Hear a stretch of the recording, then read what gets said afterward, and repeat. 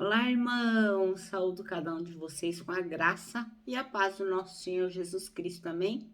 O meu nome é Miriam Anita e eu estou aqui para contar para os irmãos aquilo que eu entendi sobre o texto que o pastor Tiago Ricker escreveu para o Manancial, que é uma publicação de meditações diárias da União Feminina Missionária Batista do Brasil.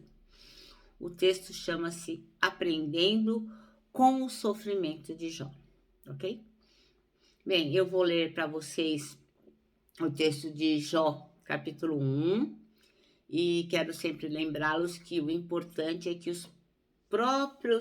o próprio texto fale com os irmãos, né? Então, por isso que é importante, pega a sua Bíblia e lá aprenda a meditar. Peça que o Senhor lhe mostre aquilo que é importante que você possa aprender naquele dia, tá bom? Então, eu vou dizer aquilo que eu entendi, mas o importante, na verdade, é que o Senhor diga ao seu coração aquilo que é importante para a sua vida, certo? Bom, dito isto, deixando bem claro que o texto é do irmão Tiago Ricker, vamos orar pedindo a Deus que possamos realmente aprender com o sofrimento de Jó.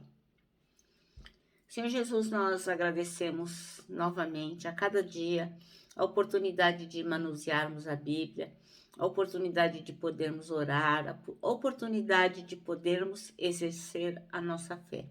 Que misericórdia, Senhor, da igreja perseguida, que nós possamos valorizar esses momentos que Tu nos permites ter. Que nós possamos aprender com a leitura de hoje, com este texto de Jó, que a gente possa aprender com o sofrimento dele.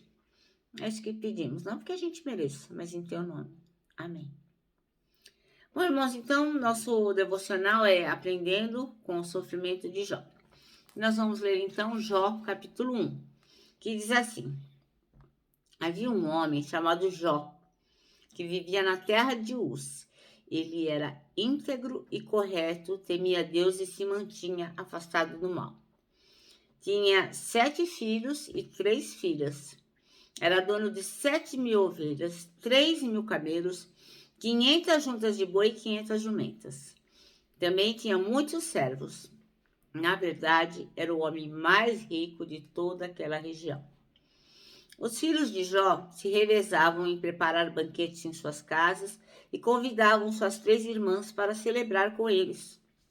Quando terminavam esses dias de festa, Jó mandava chamar seus filhos a fim de purificá-los. Levantava-se de manhã bem cedo e oferecia um holocausto em favor de cada um deles, pois pensavam: pode ser que meus filhos tenham pecado e amaldiçoado a Deus em seu coração. Esta era uma prática habitual de Jó. Bom, então agora a gente vai ler a primeira provação de Jó. Então, certo dia, os anjos vieram à presença do Senhor e Satanás, o acusador, veio com eles. De onde você veio? Perguntou o Senhor. E Satanás respondeu: estive rodeando a terra e observando o que nela acontece. Então o Senhor perguntou: você reparou meu servo Jó? Não há ninguém na terra como ele. É homem íntegro e correto, teme a Deus e se mantém afastado do mal. Satanás respondeu: é verdade, mas Jó tem bons motivos para temer a Deus. Tu pusestes um muro de proteção ao redor dele, de sua família e de seus bens, e o abençoaste em tudo que ele faz. Vê como ele é rico. Estenda a tua mão, toma tudo que ele tem, e certamente ele te amaldiçoará na tua face. Pois bem, você pode prová-lo, disse o Senhor. Faça o que quiser com tudo que ele possui, mas não lhe cause nenhum dano físico. Então Satanás saiu da presença de Deus. Certo dia, quando os filhos e as filhas de Jó estavam no banquete na casa do irmão mais velho, chegou à casa de Jó um mensageiro com esta notícia: seus bois estavam arando e os jumentos pastando perto deles. E quando os sabeus nos atacaram, roubaram todos os animais, mataram todos os empregados. Só eu escapei para lhe contar. Enquanto ele falava, outro mensageiro chegou com essa notícia: O fogo de Deus caiu do céu e queimou as suas ovelhas e todos os seus pastores. Só eu escapei para te contar. Então ele falava, outro mensageiro chegou com essa notícia. 3 bandos de saqueadores caldeus roubaram seus camelos e mataram seus servos. Só eu escapei para lhes contar. Enquanto ele falava, ainda outro mensageiro chegou com essa notícia. Seus filhos e suas filhas estavam num banquete na casa do irmão mais velho. De repente, veio do deserto um vendaval terrível e atingiu a casa de todos os lados. A casa desabou e todos os seus filhos morreram. Só eu escapei para te contar. Então Jó se levantou, rasgou seu manto, depois raspou a cabeça, prostrou-se com o rosto no chão em adoração e disse: Saí nu do ventre de minha mãe, estarei nu quando partir. O Senhor me deu o que eu tinha, o Senhor o tomou. Louvado seja o nome do Senhor. Em tudo isso, Jó não pecou nem culpou a Deus. Amém? Bom, o exemplo de Jó é algo fantástico, né, irmãos? Não tenho nem palavras. Bom, o irmão Diego Ricker escolheu o versículo 9 para ser o nosso versículo-chave. E disse assim: será que Jó não tem razões para temer a Deus? Bom, então a gente pode dizer que o livro de Jó é um dos livros mais lidos pelas pessoas quando elas estão passando por algum sofrimento, por alguma angústia. Então, quando você não sabe para onde correr, está muito triste, muito infeliz, o que você faz? Vai lá e lê Jó. Porque ele é um grande exemplo, porque a gente sabe que ele sofreu muito mais do que a gente sofre. Então, este livro tem muitas respostas para perguntas que a gente tem. Que é, o que a gente faz diante do sofrimento? Então, uma dessas perguntas é, a gente tem razão para adorar a Deus? Quando a gente sofre que nem um cachorro. Quando a gente perde emprego, perde a pessoa amada, tem brigas em casa, não consegue se equilibrar, passa por doenças. Será que nós temos razões para adorar a Deus? Para Satanás, Jó tinha razões. Então, o diabo pensava assim, lógico que ele tem razão para adorar a Deus. Tudo vai bem com ele, né? Se você ver lá no versículo 9 e no 10, diz assim: será que Jó não tem razões para amar a Deus? Acaso não puseste uma cerca em volta dele, a família de tudo que ele possui? Pensamos então o quê? Que a gente tem que encarar e pensar nessas perguntas. Pois Satanás diz que o ser humano, como Jó, tem que ter motivos para temer a Deus. Então Satanás pensa assim: lógico que Jó adora a Deus porque tudo vai bem com ele. E ele pensa que nós também pensamos assim. Todavia, se essas razões forem atacadas, feridas, ele não tinha mais razões para temer o Senhor. Isso é o que o diabo diz para Deus lá no 2:4. Estende a tua mão e fere a sua carne e os seus ossos, e com certeza te amaldiçoará na sua face. Então, o diabo, e muitos de nós também, somos bastante equivocados, né? A gente acha que precisa ter motivos para adorar a Deus. Muitos de nós buscamos mais as mãos de Deus, aquilo que Ele pode nos dar, do que a face de Deus, aquilo que nós podemos contemplar, né? O Senhor na sua santidade, no seu amor, na sua misericórdia.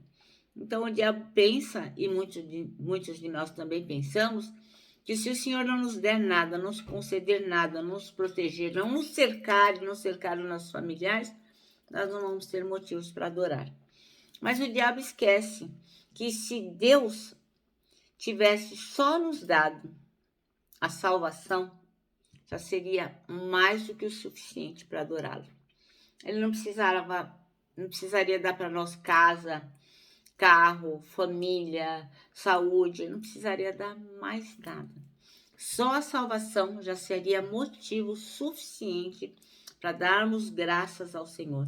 É por isso que precisamos buscar mais a face de Deus do que as mãos de Deus. Então, tem duas afirmações muito importantes no primeiro e no segundo capítulo do livro de Jó, que elas vão corresponder a quê? As perguntas de Satanás. E responde assim: e em tudo isso Jó não pecou e não culpou a Deus de coisa alguma. Isso está no capítulo 1, versículo 22. E no capítulo 2, versículo 10, diz: em tudo isso não pecou com os seus lábios.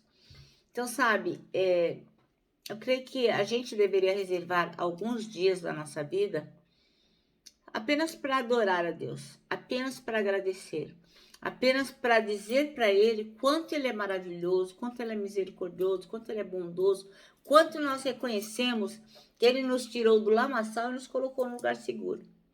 Imagine se cada um de nós, ao levantarmos, já caíssemos de joelho, saísse da cama já ajoelhado aos pés, e não precisa lá ficar horas a fio. Até porque eu nem gosto muito de ficar de joelho também. Porque me dói as costas, me dói o joelho. Não tem problema, você pode gastar poucos minutos ali. Mas levantou, já sai da cama e já cai de joelhos, agradecendo a Deus por ser esse Deus maravilhoso, esse Deus que cuida, esse Deus que nos resgata, que nos salva, que nos ama. Imagine, irmãos, se cada um de nós que somos cristãos, que acreditamos no sacrifício de Jesus Cristo, já acordássemos agradecendo, que maravilha seria, que louvor maravilhoso isso seria ao Pai. Então, após perder tudo, bens, família e, sabe, a própria saúde, Jó continuou temendo a Deus, Jó continuou amando a Deus, Jó continuou louvando o Senhor. Assim, a partir do sofrimento e da resposta dada por Jó ao sofrimento, porque o importante é a resposta que a gente dá, né? Não tem aquele versículo, que diremos, pois, a respeito dessas coisas? Então, o importante não é o que nos acontece, é o que nós diremos a respeito das coisas, né?